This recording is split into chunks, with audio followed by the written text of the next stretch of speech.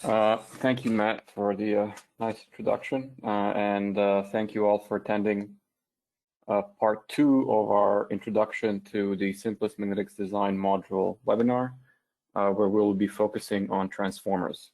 So just a reminder, this is a 2-part webinar that's meant to be viewed as a single unit. So there are things from part 1 that we will not be going over today.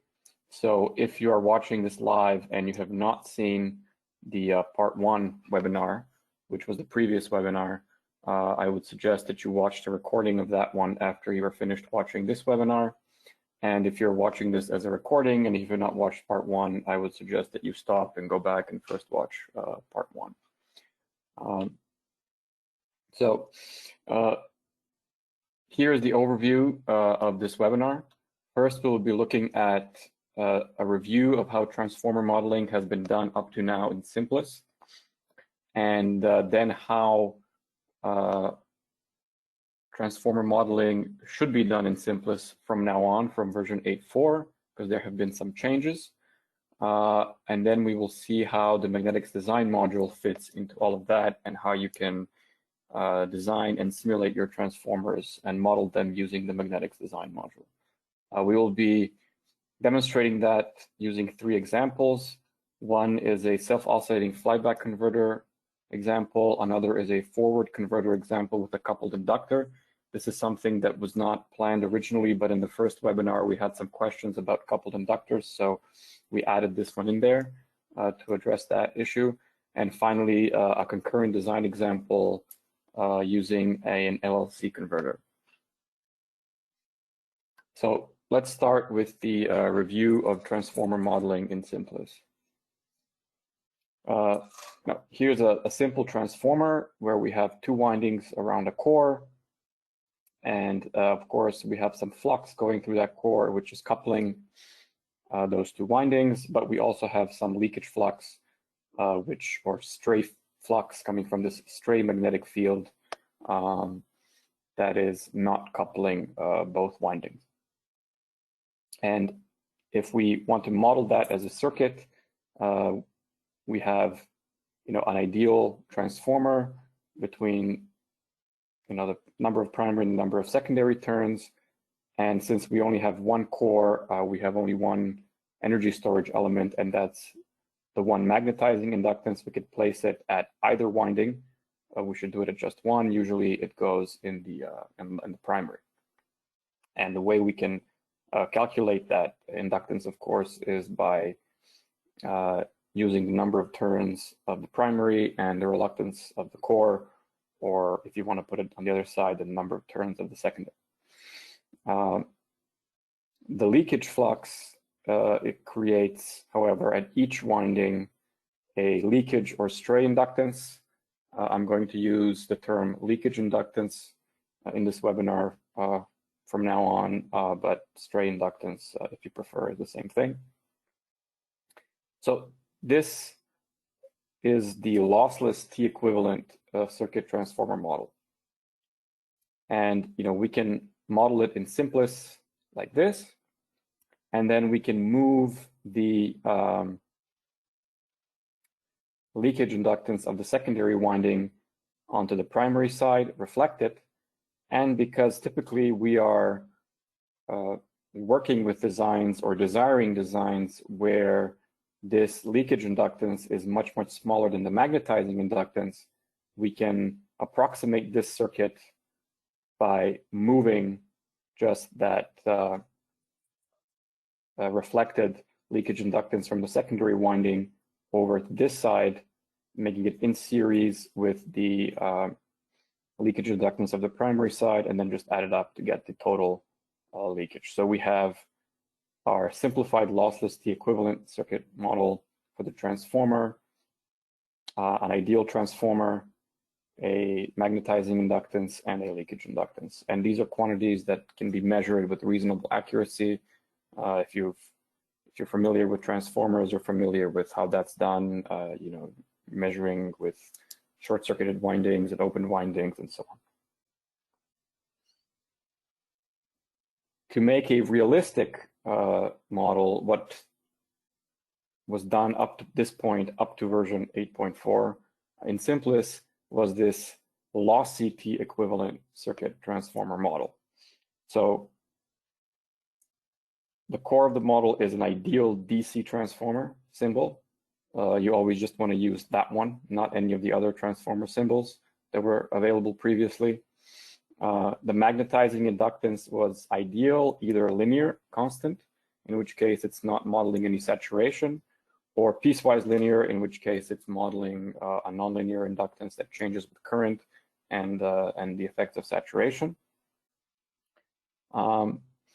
And the leakage was modeled with a lossy inductor, which included the DC winding resistance of the primary winding, and also a realistic R shunt value, because the leakage inductance does not have infinite Q, even though sometimes people might be tempted to think that it does, but it doesn't.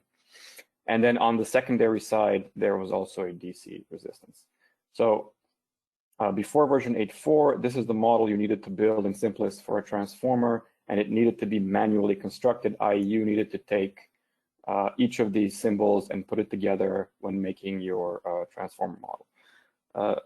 This way of making a transformer model is no longer required, nor is it recommended starting from version 8.4. There are two reasons for that. One is that this type of transformer modeling is not compatible with the Magnetics Design Module.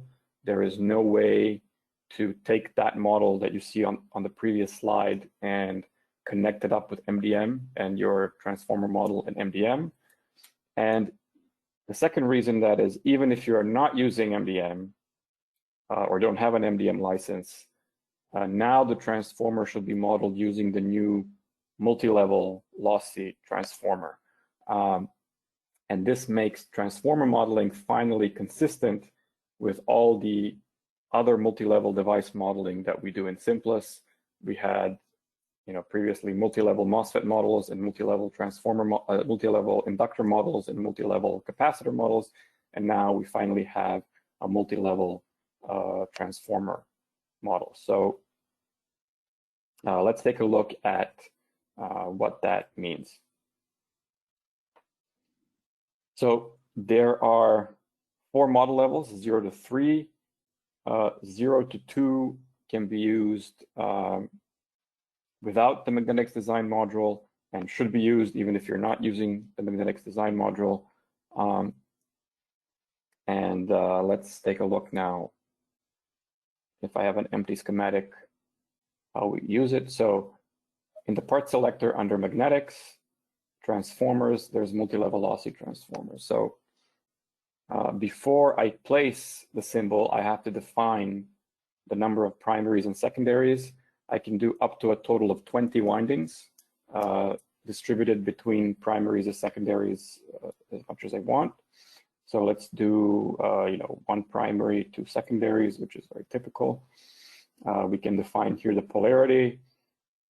We can define the number of turns. And once we do that, the model is generated and placed on the schematic. So the difference between the ideal DC transformer is that here, in terms of the symbol, is that here we have 3 lines in between the primary and secondary side instead of 2, and we have this ML text telling you that this is the multi-level transformer model. When we start modeling, we have these 4 model levels that we can easily switch between. And again, the point with this, as with all multi-level devices or symbols, is that you can easily switch between models of different complexity without having to change your schematic.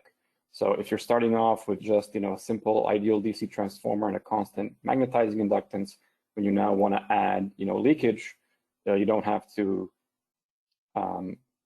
add in an extra symbol into your schematic. You just do it here. So let's take a look at the first 3 levels, 0 to 2. which do not require the use of MDM. So the level 0 model is very simple. It's just an ideal DC transformer and a constant or linear magnetizing inductance on which you can set an initial condition, and that's it. So when you go to level 1, now the magnetizing inductance has become piecewise linear. And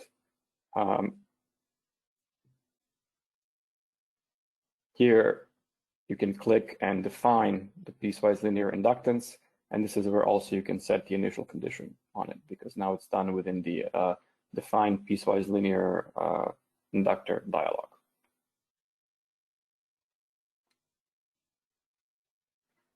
The level 2 is now adding in DC winding resistances, and it's adding in a leakage inductance with a shunt, again, because it doesn't have infinite Q. And sorry, if I said level 3, I meant level 2. So here you can define the leakage with its shunt resistance, which you can calculate. Again, you can define the piecewise linear magnetizing inductance. And for each of the windings which you define, you can define, a different winding resistance as you feel is appropriate. So this model here is the lossy T-equivalent circuit that you were previously building by hand from all of these components. This is exactly the same as that circuit, except it's now encapsulated in this multi-level lossy transformer symbol as a subcircuit when you select level 2. And this is what you should move to for modeling your transformers, even without MDM from version 8.4. So now let's talk about MDM and how it fits into the picture. MDM uses a level 3 model. And this is a completely different structure from the previous 3 model levels. It's not a T-equivalent circuit. Forget the T-equivalent circuit now. It's a magnetic circuit reluctance model of the transformer that is created by MDM. And I'll explain in some more detail how that looks like. The ESR in the level 3 model is the DC winding resistance only for each winding, calculated by MDM.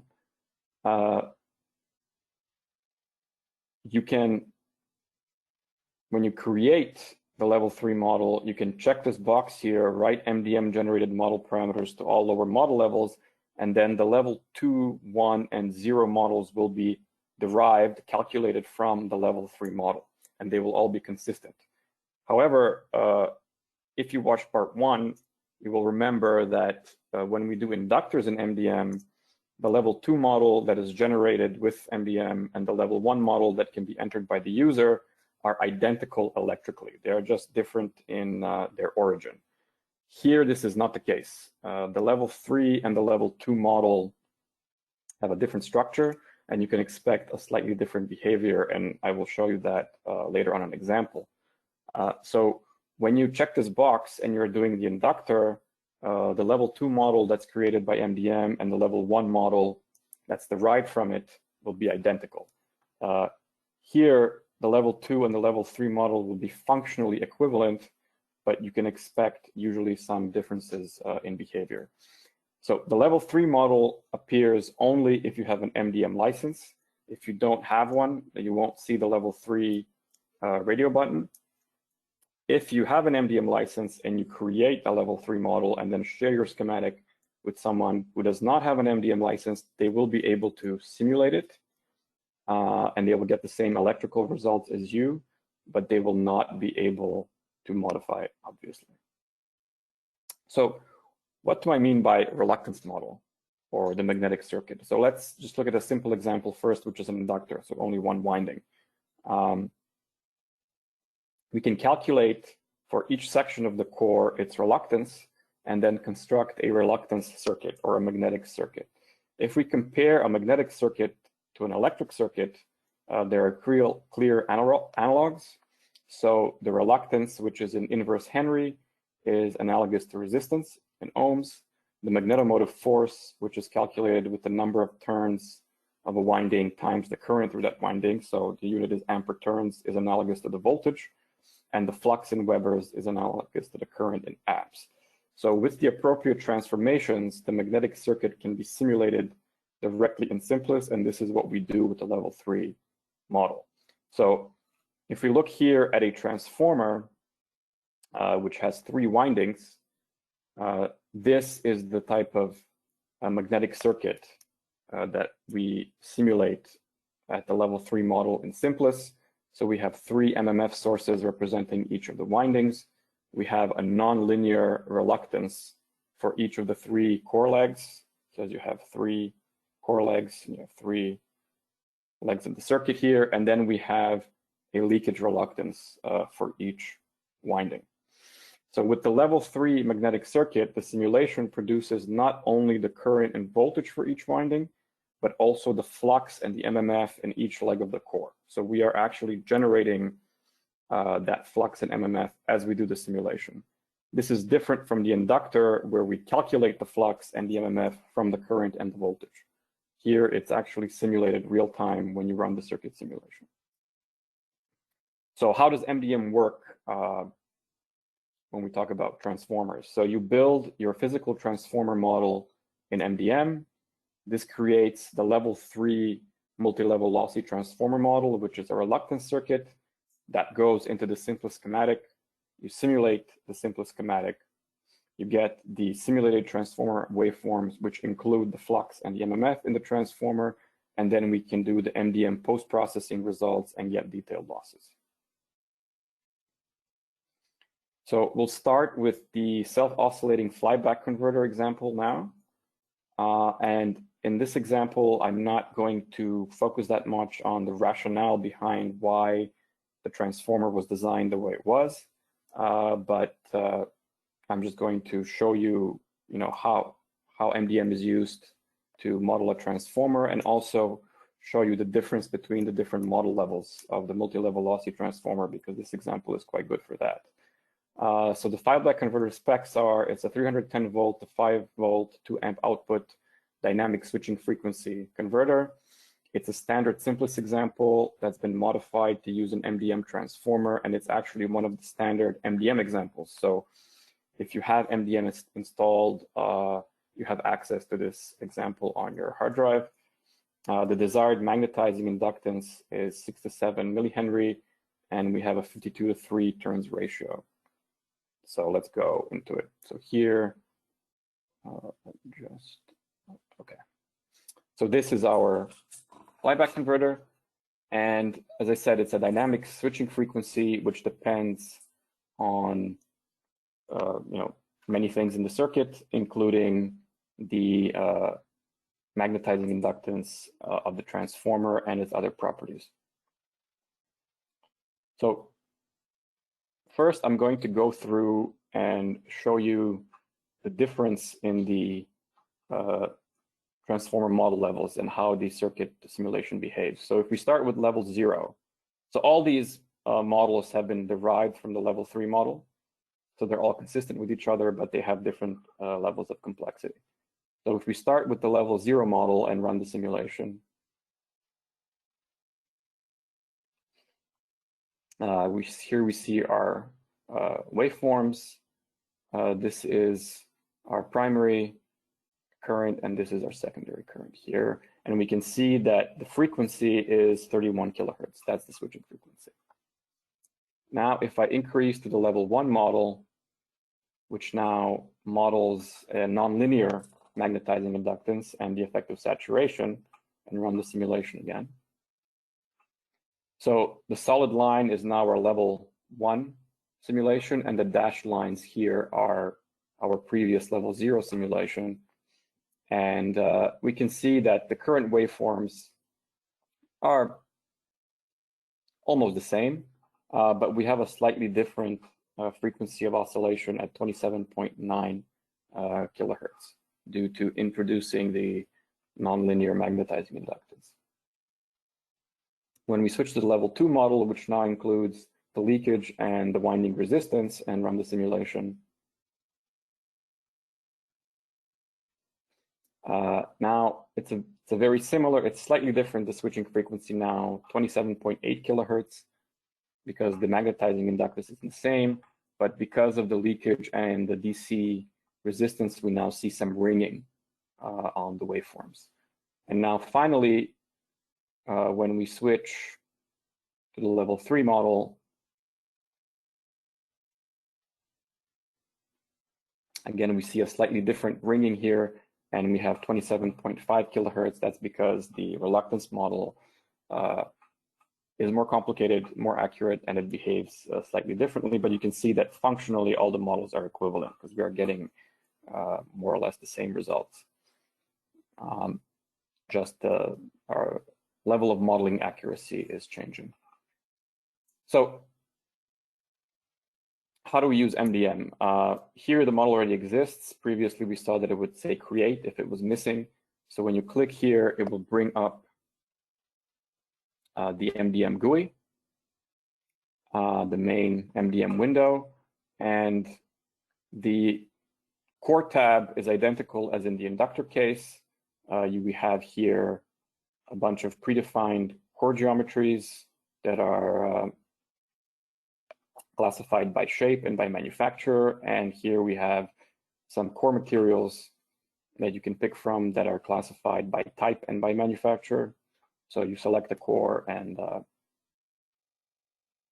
the material. Here we're using an E55 core with a 0.5 millimeter air gap from EPCOS, and we've actually picked a Ferox Cube material 3C81 because you can get the same geometry from Ferox Cube as well.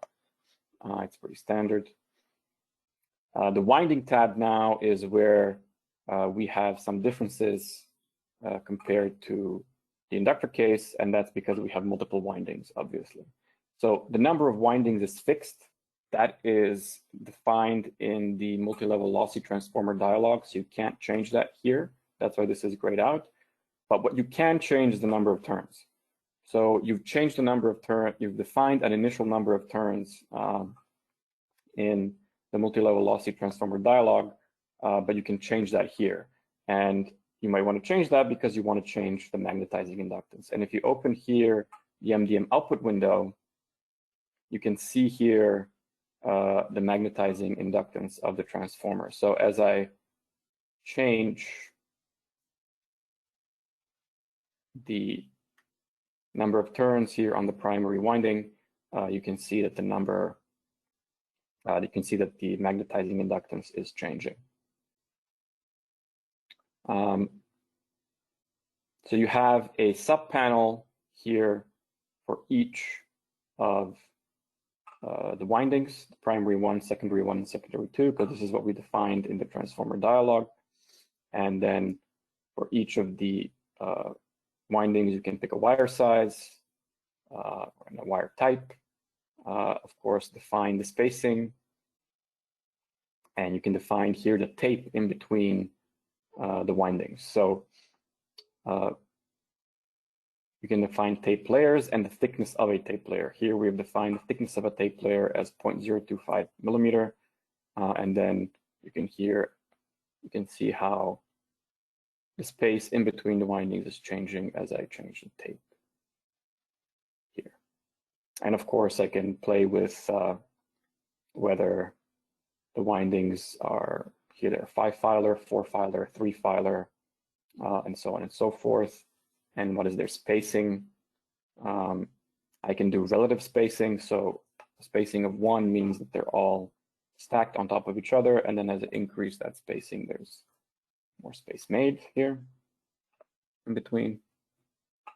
Or I can define that spacing in terms of millimeters if I want. So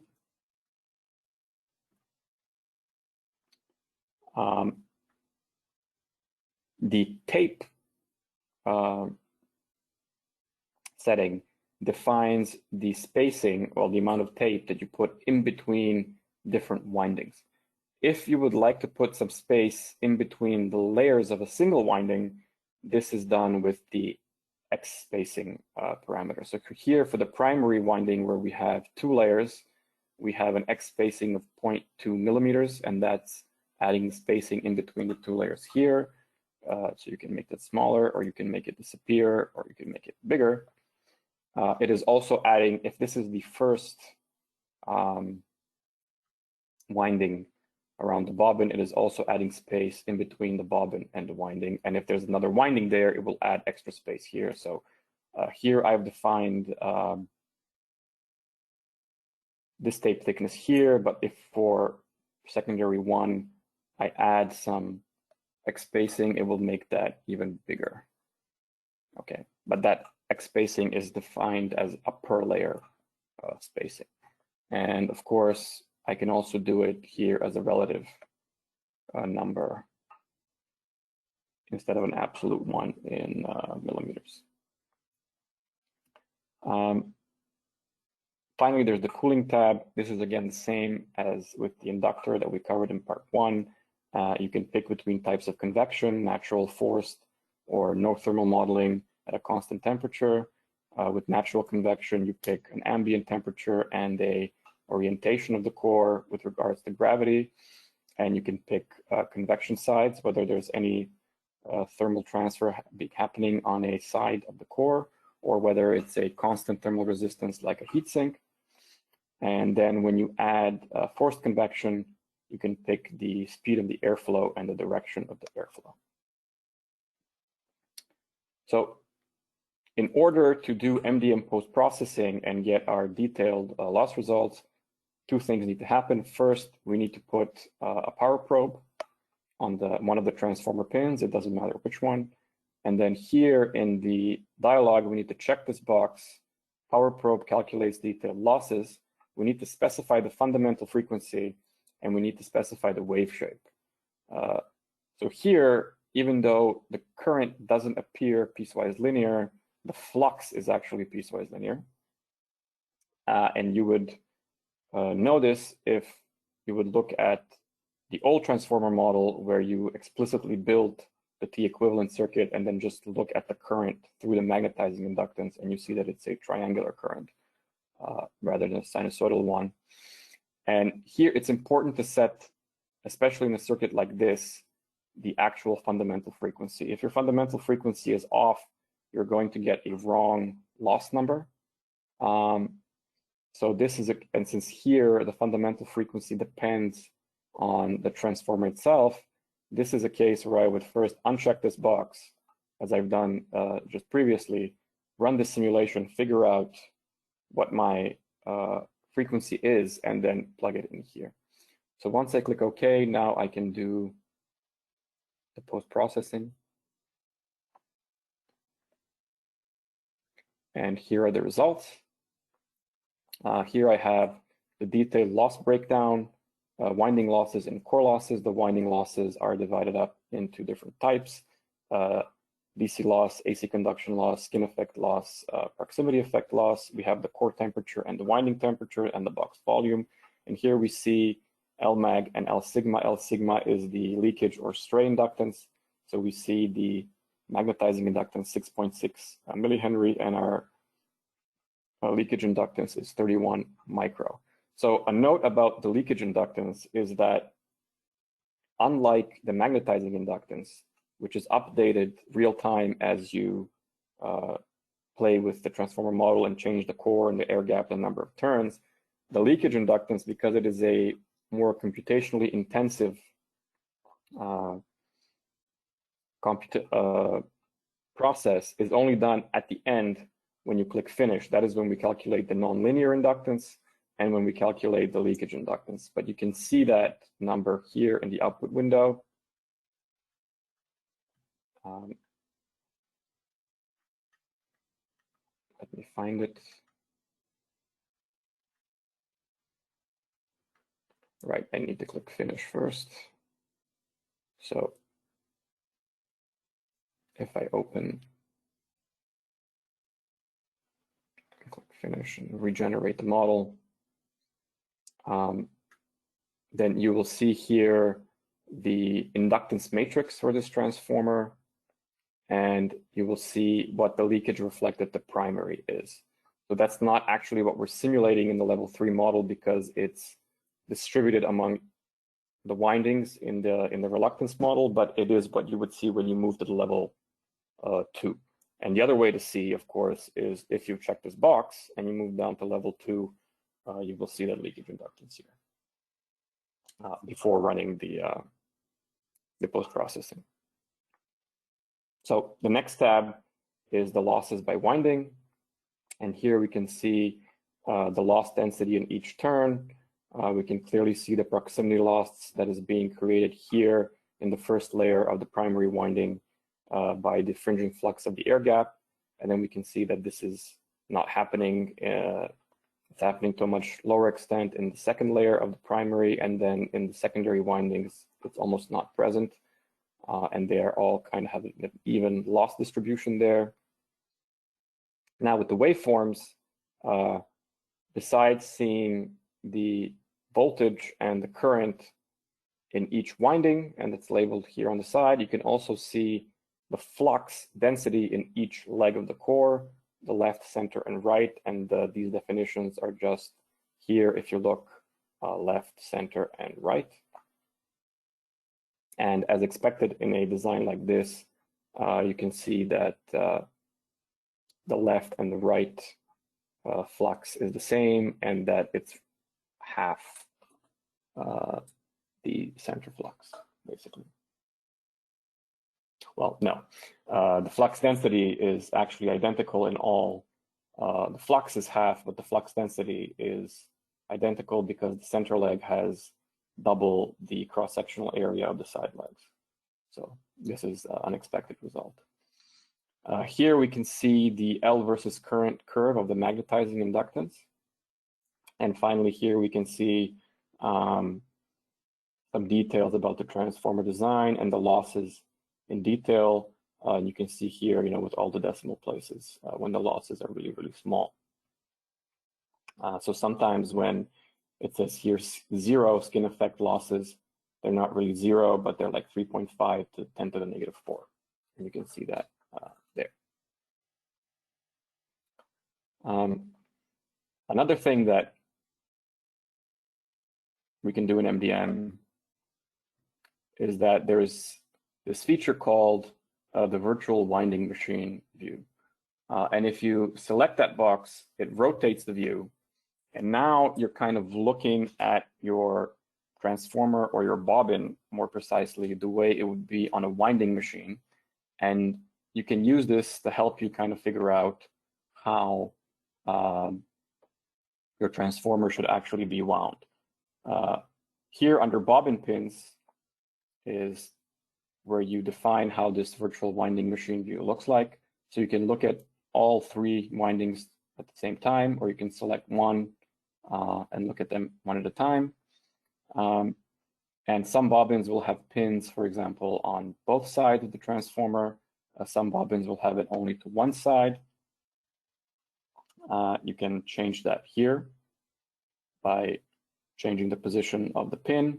You can enter a pin number that based from the bobbin specification or data sheet. And you can change this direction of rotation of the bobbin when you're winding, and that is changing basically on which side of the bobbin you start and end the winding of the wire.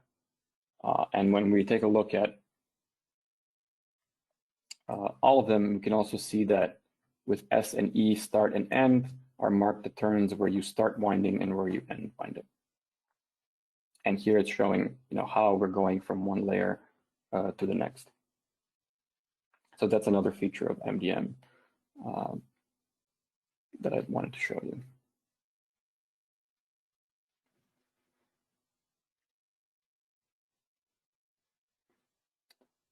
So now let's go on to the forward converter coupled inductor example. And we'll go over this one quickly. So this is another modified standard SIMPLIS example. It's a 48-volt input DC-DC dual output forward converter with coupled output inductors. One of the outputs is 12 volts, 1 amp. The other one is 17 volts, 0.5 amps. And one of the inductors is 52 microhenry and the other 117, and they're both on the same core. The peak inductor currents are 2 amps and 0.75 amps, respectively. So here I've taken this standard example that gets shipped with SIMPLIS, and I've just replaced the coupled inductor here with the multi-level lossy transformer. And if we open it, we will see the design. So in this case, it's a E20 core, 0.25 millimeter from EPCOS using EPCOS N87. And we have 16 turns on the primary, which is our first inductor. And we have 24 turns on the secondary, which is actually our second inductor in this case. And they are both wound in the same core and separated by some 24 layers of tape. So when we run the simulation,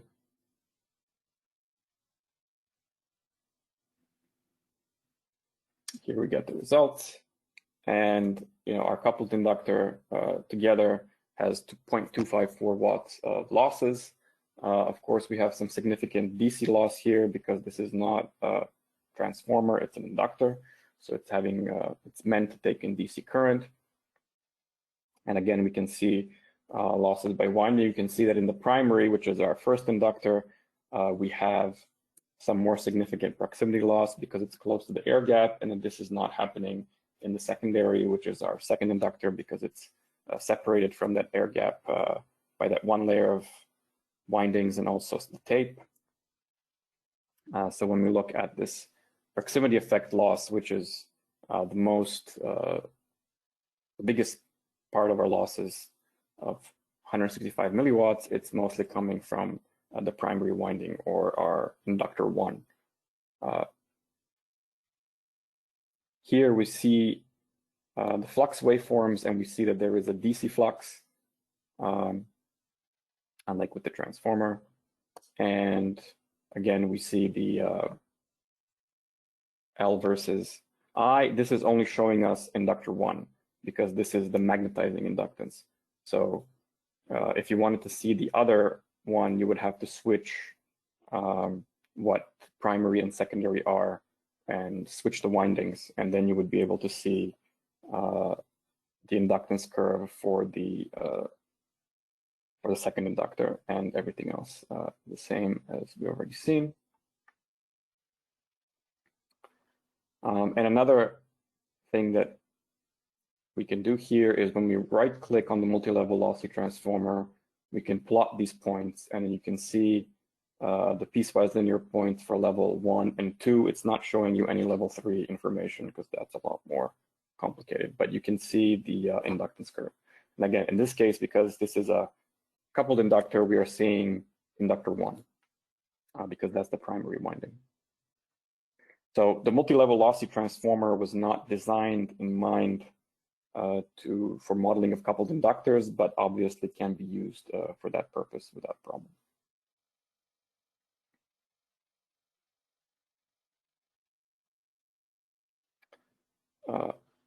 Finally,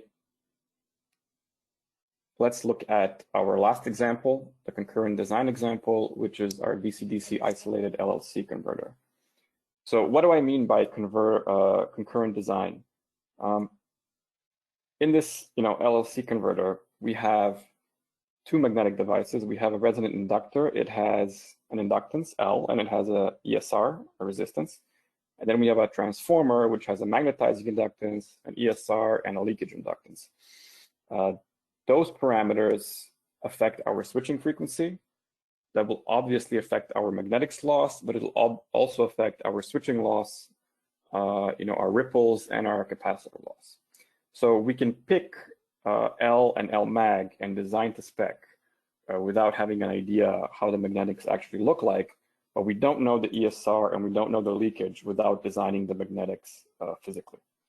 And we might find out that if we're doing this where we just kind of pick L and L mag, design our circuit, we might find that for that L and for that L mag, once we get the ESR, once we get the leakage, once we look at the core losses or the size, that this is not what we want, or that this is adversely affecting other parts of the circuit. So magnetic and electric circuits and power supplies are tightly coupled, and we want to design them concurrently, ideally, and this is what MDM enables us to do.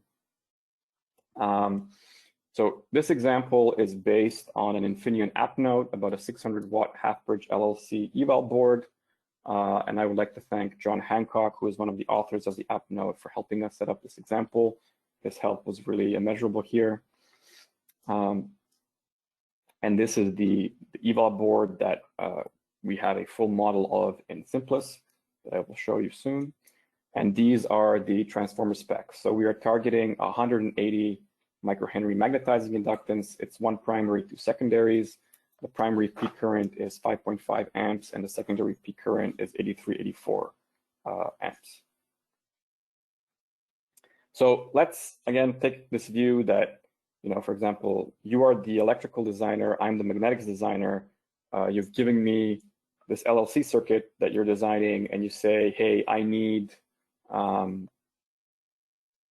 a magnetizing inductance of so much, and can you make the transformer for me? So I can take a look at your circuit and I can say, okay, now let's see what I can do. And I can say, well, there's this pot core that we have available. We've used it for other projects. It's fairly cheap. We're using PC95 material from TDK, and it's a P70 pot core from Epcos. Of course, Epcos and TDK are now the same company, so that's all fine. And let's try to make this as simple as possible, and I'm going to use round wire, because you said, you want this to be as cheap as I can make it. And so I'm using some Litz wire for the primary, but for the secondaries, which are taking a lot of current, I'm just using, the largest wire gauge I have, which is 10, and then I can make it 5 filer to increase the copper area. And that's my first attempt at a transformer design. And if I run this,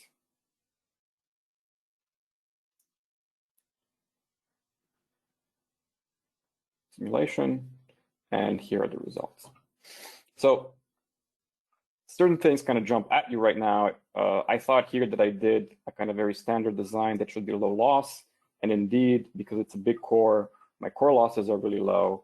My conduction losses are pretty fine, but these proximity losses are huge, 7.7 watts. And that's kind of difficult to calculate ahead of time on paper, because it depends on the placement of the turns and the windings and how they are in regards to the air gap and so on and so forth. So here I can see from this picture a lot of proximity loss here in the secondaries as well. And that's probably because I have these side air gaps and they're creating a fringing flux that is really, killing me with the proximity loss here. So also I can see that this core is kind of really too big. My primary peak current is below 6 amps, and here I can take much more. So I start thinking, well, maybe I can do better. Okay. You wanted cheap as the electrical designer, but this is killing the efficiency spec. That efficiency spec that we wanted, which is more than 97.5%, we're not going to get it like this. So let's try a different design. So while doing that, let me demonstrate another feature, which is the fact that we can save these designs separately from our schematic. So I can save the design by saying File, Save Geometry. And I can save this as a .gmd file, which is an MDM geometry design file. And similarly, I can load another file that I prepared earlier, in this case, a different transformer design. So when I pick this PQ, now I have a different design loaded. Here, I'm using a much smaller PQ core with only a center air gap, and I replaced the secondary windings with foils. So Now I load the new model and let's see what happens.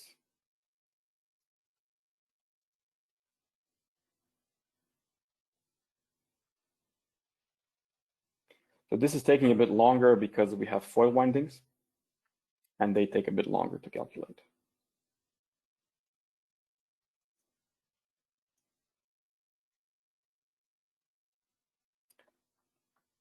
We can see here a slight difference in the simulation waveforms, which is coming from the fact that our transformers now have a slightly different magnetizing inductance, slightly different leakage, and of course, different DC resistance. So here are the results. And now if we compare the two designs, we can see that first, this core is much, much smaller, 32 cubic centimeters compared to 150 almost. The temperature, actually the windings are cooler. The core is pretty much the same.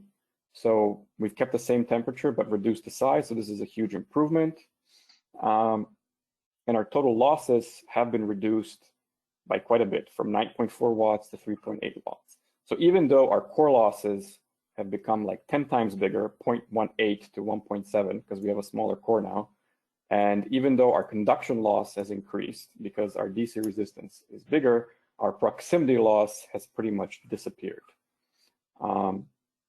And you can see that by looking at this here, and you see that there's some proximity loss here at the edges of the foil, and that's pretty much it. So this is a huge improvement.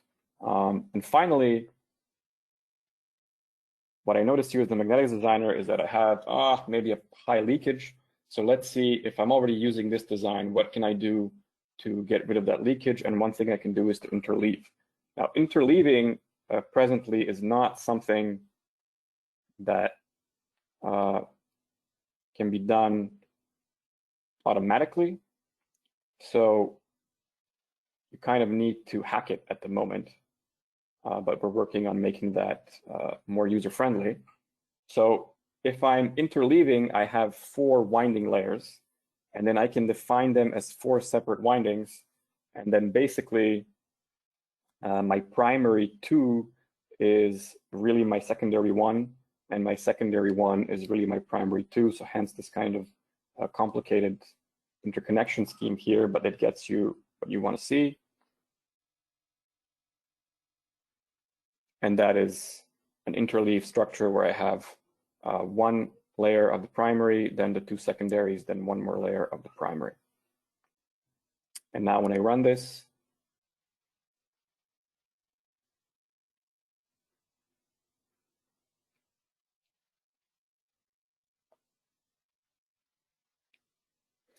here I've also had the power probe on the resonant inductor, which I did not do in the previous schematic. So now you can also see the resonant inductor design and its losses. So you can run as many different magnetic devices in a schematic in post-processing as you want, inductors and transformers combined. And you can, using whether you place the power probe or whether you check that box in the dialog, you can control what is appearing. And here are our results.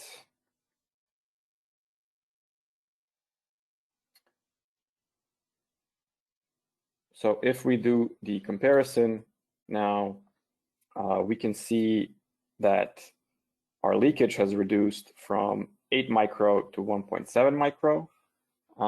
And interestingly, our AC conduction and DC conduction losses have also reduced. And why is that? That's because here, since we've placed the foil windings, which take 80 amps of current after 1 layer rather than 2 layers of the primary, they are shorter and hence their resistance is lower. So besides reducing the leakage, we have also reduced the conduction loss a bit. So this design actually is the design that is actually on the Infineon demo board. So you can see now how using MDM really enables you to have a high bandwidth communication between the electrical and the magnetic designer, and how it's not just a tool that helps you model, design, and simulate a transformer, but it is also creates a platform with symmetric SIMPLIS, which you can use to do both your electric and your magnetic design at the same time, or two people can do it, sharing the same platform, and they can immediately see each other's results. They can immediately see how the work of one is affecting the work of the other, and they can really collaborate effectively using that. So besides that, the recap of what we covered in this webinar, reminder, inductors and MDM basics were covered in part 1.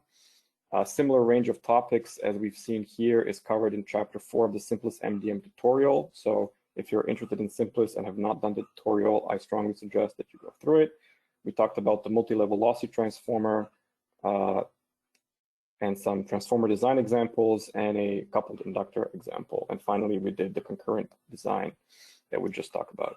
So that concludes our MDM introductory webinar series. Thank you for attending and thank you for listening. Over to you, Matt. Thanks. All right. Well, thank you, Andrea. We have a few questions to look over here. First one is going to be, what if the converter has significant frequency variation like a PFC in boundary mode? How would you compute the core loss if the frequency needs to be a fixed value in the dialog? So what you would need to do to get accurate loss information is always have the correct frequency here. Now, if you're doing a PFC, this is easy because your PFC's fundamental frequency is actually the line frequency. So you would just enter your line frequency and whatever that is, 50 hertz or 60 hertz, or if it's a rectified waveform, you can do double that. So that, and MDM will take care of the rest, and it will be a correct result. So in a PFC example, it's actually easy, just a line frequency. All right, and to follow up with that, what about in like an LLC that will have a 20 to 30 kilohertz variation over the input ripple of the PFC? Is that still the same same answer?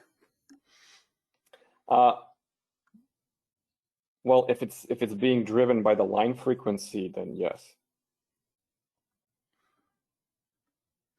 Right. If you're simulating a circuit where your input is the AC line, then that's your fundamental frequency. If you have a circuit which is DC-DC, as we are simulating here, and your frequency is changing, if your circuit is popping, that means that at a certain operating point, you have a constant frequency. So I would make sure that your circuit pops and then use the frequency that pop figures out to enter into that dialog. All right. So MDM needs some kind of fundamental frequency. Now, if you have a case where the switching frequency is kind of changing from cycle to cycle, there's probably a kind of fundamental on top of that. So that's probably a repeating pattern. So you would need to figure that out by running a transient and then run the transient simulation and set that as the fundamental, which might be 10 switching cycles or 20 switching cycles or whatever it is. So I'm aware that there are circuits like that as well.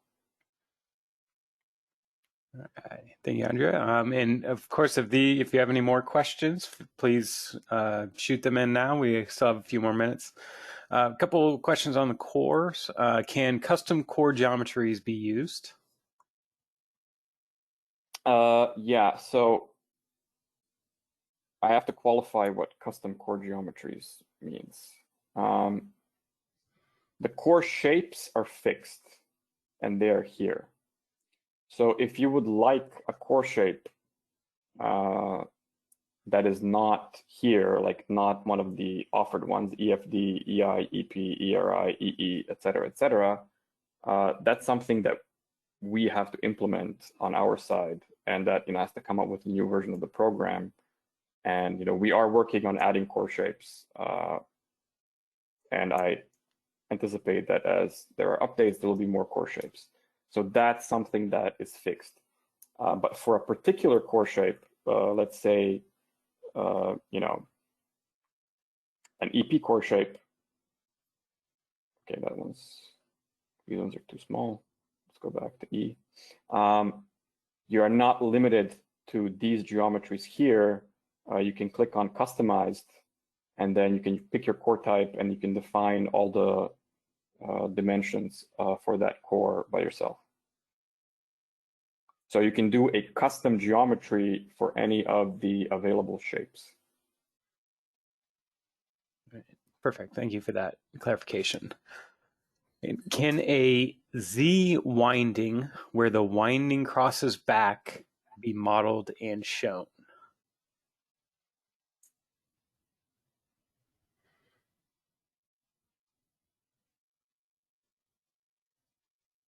That, I think, leave that as a follow-up question, because there are some details to that I don't want to confuse people with right now. Okay, perfect. Next is, can you use a split bobbin? At the moment, no. It is something that we are working on. Alrighty.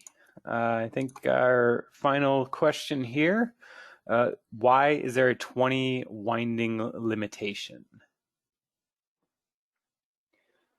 Why is there a 20 winding limitation? Simply, because of our implementation.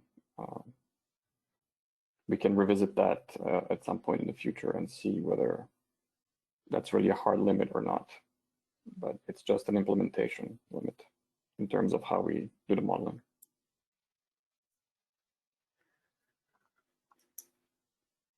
Alrighty. If somebody can convince me that you really need more than 20 windings, I'll be glad to look into that. Alrighty, I think that's fair enough. If there are any more questions, now's the time. We're just about at our 1 hour mark. We obviously have a couple of items that we'll follow up with. So I'll give maybe another 20 seconds for any questions to come in.